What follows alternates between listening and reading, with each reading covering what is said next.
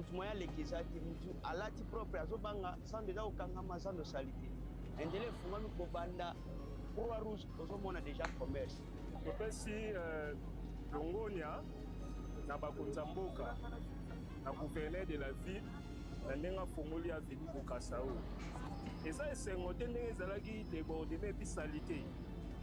Donc initiative eza bien pour que aveni ya bokasa ezala mbeli epesa ereflete image moko ya malamu na ville ya Kinshasa.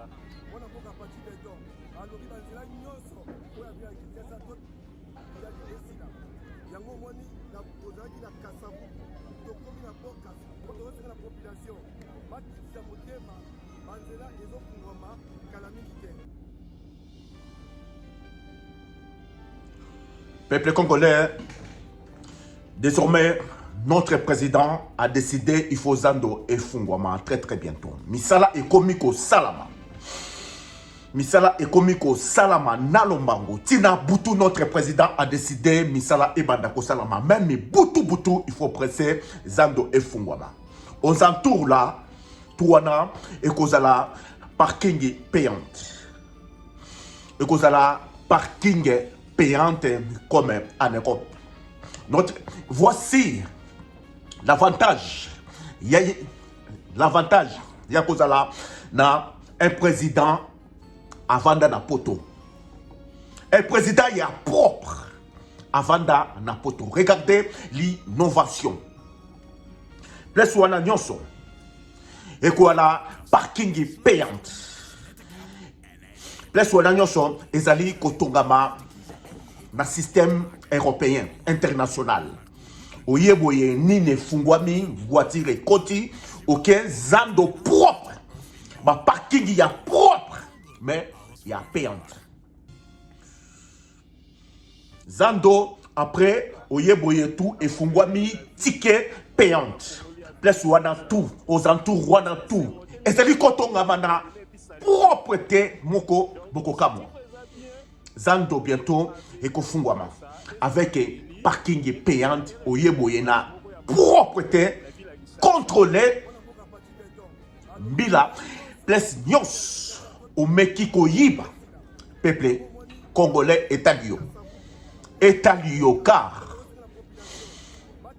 ceux qui au Yibi au osé Koyiba Etalio car Congo est changé ma blague est scellée Tokangiyo Moyibi Esco Kuluna Etalio Vinayo et Sukiwana peuple congolais Bagé Ezali notre président a décidé Misala Ekende Nadombango Yango Oyo Boutou Misala Ezali Kosalama la pression et commis Boutou notre président a décidé Banzela Nyonso ya Congo et comment bétonné babongisa nyos Congo et comment propre comme hier à Messana na propreté na Europe à Colina Europe peuple congolais.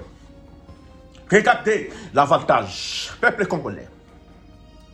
Je vous signale tous les qui sont 18 ans ya offert ex-président à Salani à Tonganine tous les qui sont 18 ans moko ya offert peuple congolais. Nzambe afungola bino miss peuple congolais. Afin Nzambe a bénir notre pays Congo, a pesibiso président ya mwana ya mboka, président oyo akola na poto. Propreté wana. Posa ya notre président a commis sa Congo propreté comme en Europe. Propre comme en Europe. Peuple congolais bientôt Bokomona yango qui mona messe. Aéroport international et komikoto. Bokomonda. Peuple congolais. Yako samba ezalité qui mona messe. Nzambe asunga bino.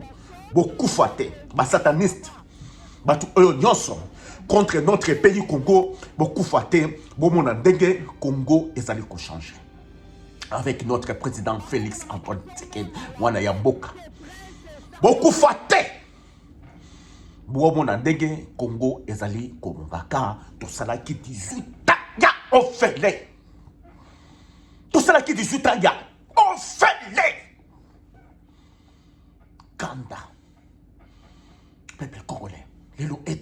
Nzambe abenaka Congo. Congo est comme Kotongama. Si vous ne le savez pas. Les Chinois ba comme la visa ya Congo. Et comme ils passent. Même au Pessimbongo. Ce qui kaka wali étranger. Et comme il a contrôle mboko incroyable. Les Belges ba comme la visa ya Congo. Ko financer mbongo kaka po bazwa visa ya Congo. Mutu nyonso a comme la visa ya Congo.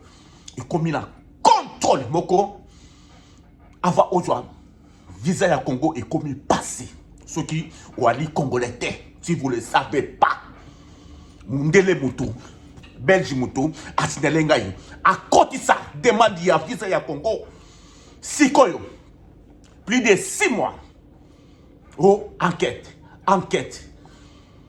asinelenga yike visa da bino est comme passé boye visa da bino est comme difficile boye belge ndele ya belge. Voyez, président Fachi appelle d'autres pays valeurs. Visa ya Congo est comme passé. Difficile. Au revoir, Jet Li.